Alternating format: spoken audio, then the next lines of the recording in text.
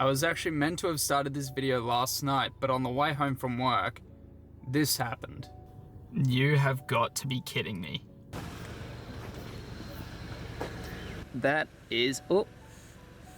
Look, let's just hope that lasts until tomorrow when I can get it into the shop, but until then, damn. This one patched up tomorrow. So if you want to help me out, please like and subscribe, and I'll feel a little bit better about puncturing my tire.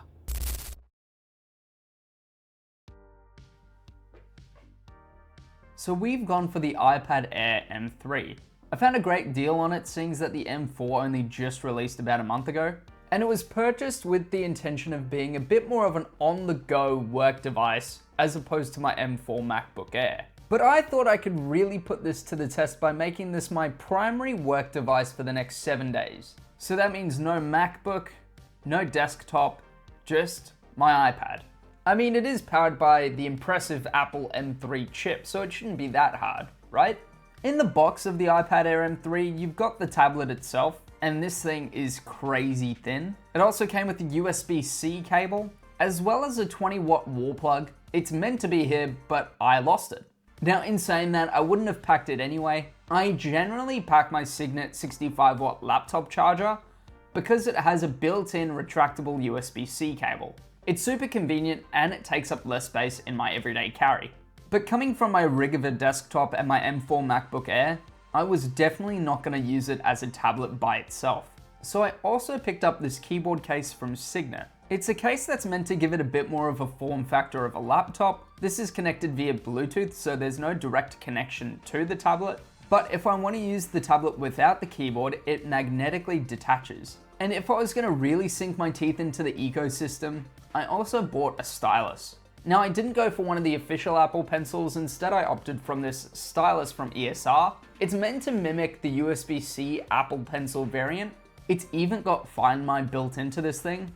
Now, the reason for choosing third-party brands for the keyboard as well as the stylus as opposed to going the official Apple Magic Keyboard and Apple Pencil is because this is my first iPad. And if you're watching this, the odds are you're looking at buying your first iPad. And seeing that I'm unsure if this is going to be my long-term solution, I thought that I could save a bit of money by using third-party peripherals. And that's also because the official Magic Keyboard and the official Apple Pencil are priced really high. Aside from that, I also got started on setting up the iPad and installing some of my mainly used apps. This included CapCut, but the iPad version, as this mimics the desktop variant. I use CapCut for most of my short form videos as well as a few of my long form videos because it works across every platform. Whether I'm on Windows, Mac, or mobile, CapCut syncs across everything. Now, seeing that it's the first night and it's going to replace my MacBook as well as my desktop, I thought I should try set up my iPad as close to my MacBook as possible. I removed my MacBook dock setup and instead replaced it with the iPad. I paired it with a keyboard and a mouse and a monitor to try and mimic a desktop kind of setup. I've just finished setting up the home dock side of things so that my iPad actually docks to a monitor. I've connected the same mouse through Bluetooth to the iPad. In terms of my editing program, I use CapCut just because it works across my desktop, mobile phone, and everything in between. The only negative is it doesn't full screen scale with the iPad aspect ratio on the monitor. So I've got these thick black bars on the side, which isn't a deal breaker, but it's a bit annoying. I do have a long form video that I'm editing, and that's where I'm gonna get a bit more scared, but until then, I like this setup so far. But I did realize very quickly that this isn't the way to use this thing. I've disconnected it from the monitors and everything because I found that it was just too much going on.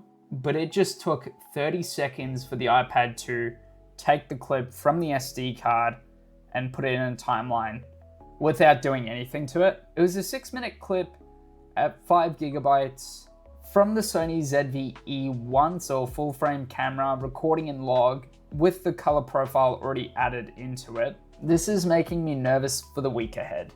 That right there is meant to be the easiest part of the edit. What would normally take me about 2 minutes just took me 20 minutes. Through using this, I did notice a few things that were starting to frustrate me.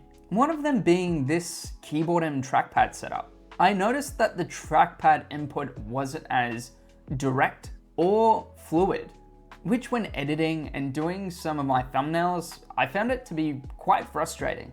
Now I imagine this had to do with it being a Bluetooth connection and not a direct connection to the tablet, but when in timelines for video editing, it was quite frustrating. Now I'm not a full-time YouTuber, I actually have a full-time job, and whilst I don't use the iPad at work, on my breaks I found myself pulling this out of my backpack and brainstorming, note-taking, thumbnail editing, and more with this thing. I also got into the habit of going to my local cafe before and after work, and this for me is where I found that the iPad shined the best. The efficiency of grabbing the tablet from my backpack and turning it on and getting into my Notes app was super efficient. I'd argue that was more efficient than me using my MacBook. Now, being that the iPad operating system compared to Windows and macOS is a lot lighter and more streamlined, as it is designed to be used as a mobile device, it made the use case of note-taking super efficient. The whole experience was seamless and little to no friction. From the backpack to on the table to in my Notes app to closing the iPad and going back into my backpack was a piece of cake. This experience was only furthered whilst using the stylus from ESR for sketching and mocking up thumbnail designs. It is truly its own unique experience compared to a traditional laptop or desktop setup. Now, where the iPad has replaced my desktop more so is in media consumption like Netflix and YouTube, as well as gaming. Now, when it comes to gaming, this is where things were a little bit different compared to the PC. Instead of having access to the complete Steam library that I'm used to, I was running games either through the Backbone app, which is pretty poorly optimized for iPad, or I was going to the App Store directly and looking through their controller-supported apps. That's just the way I'm used to gaming, with a controller.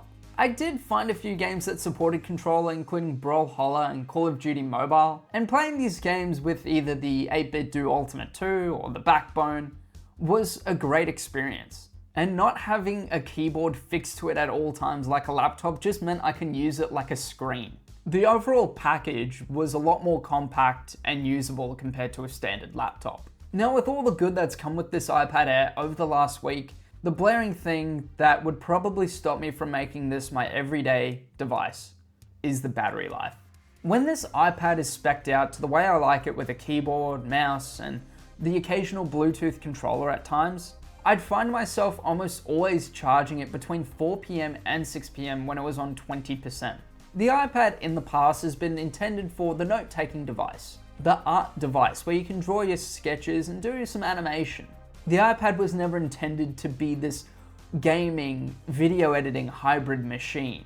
Whilst it can do it as well as it can, the battery inside is only so big and only so optimized for these tasks. Now, this wasn't a deal breaker. I mean, I'd pack a USB-C cable anyway. But after a complete 7 days, my consensus was the iPad is a great everyday device to take for note-taking and general use. And whilst it is powered by the impressive M3 chip, it's not the replacement to the M3 MacBook.